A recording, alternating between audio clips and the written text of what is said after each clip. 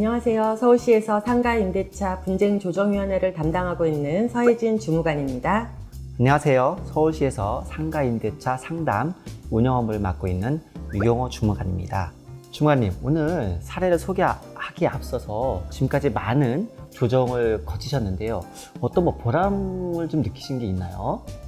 네, 제가 지금 상가임대차 분쟁조정위원회를 맡은 지가 벌써 5년 정도 되더라고요. 그런데 하다 보니까 정말 짧게는 1시간 만에 조정이 성립으로 마무리되는 경우도 있지만 어떤 경우는 3시간 이상까지도 계속 협상을 하다 보면 이렇게 길게 늘어지는 경우도 있는데요.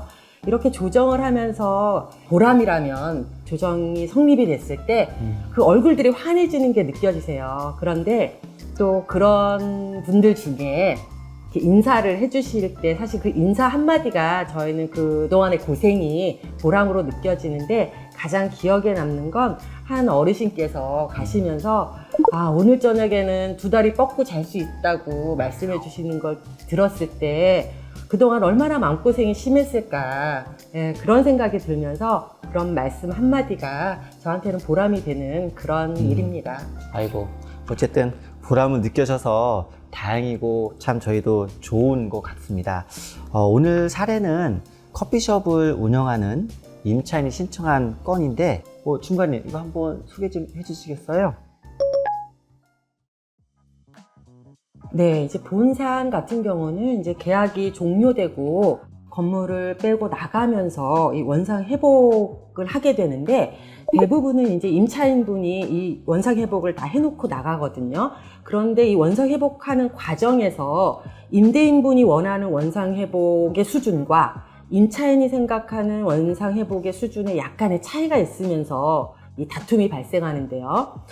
본 사안 같은 경우는 아예 금액을 양 당사자가 300만 원이라는 금액을 아예 원상회복 비용 예치금이라고 남겨두기로 했어요. 보증금에서 이 금액은 빼고 나머지를 주기로 하고, 그리고 나서 이제 임대인분이 검토를 다 하고 나서 뭔가 마음에 들지 않는다 라고 할 땐 그 금액에서 빼겠다 라고 하는 부분에 양 당사자가 합의를 해서 300만 원을 덜 돌려줬는데, 임차인분은 나오고 나서 본인은 이제 원상회복을 임대인이 원하는 대로 깨끗이 다 해줬으니 300만 원을 돌려달라라는 거였고요.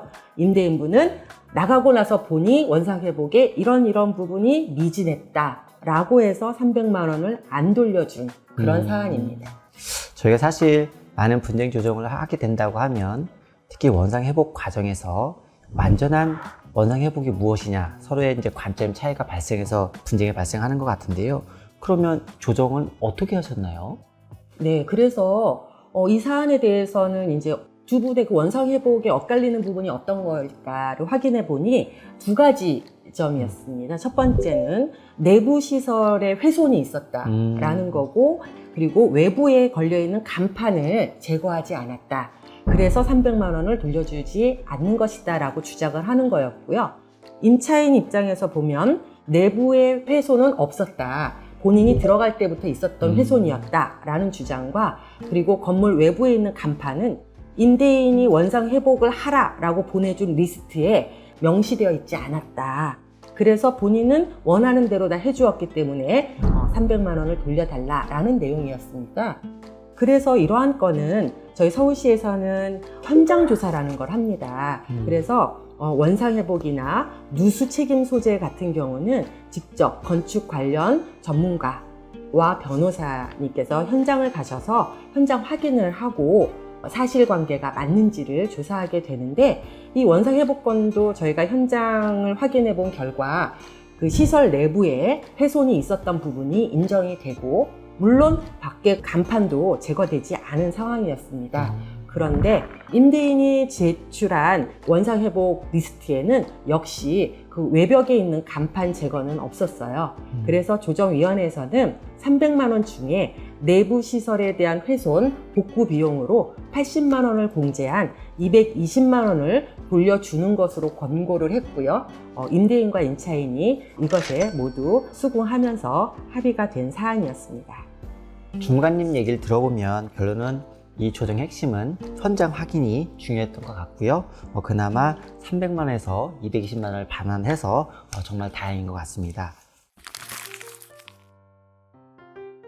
네, 저희가 사실 그동안 분쟁의 종류도 다양했지만 시간이 부족해서 그 조정을 받기 힘드신 분들은 저희가 현장을 찾아가서 조정을 해드리는 경우가 하나 있고, 두 번째는 불안과 공부 때문에 대면하기 힘든 경우에 전화로 조정하는 알선 조정 제도가 있습니다.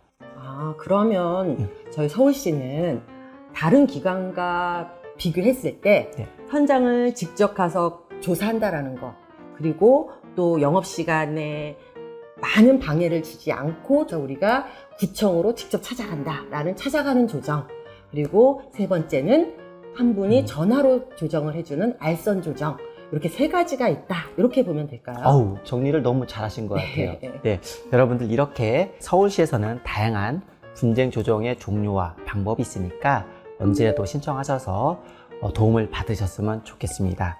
네, 소상공인 여러분이 맘 편히 장사할 수 있는 영업 환경을 만들기 위해 저희 서울시는 더욱더 노력하겠습니다. 감사합니다.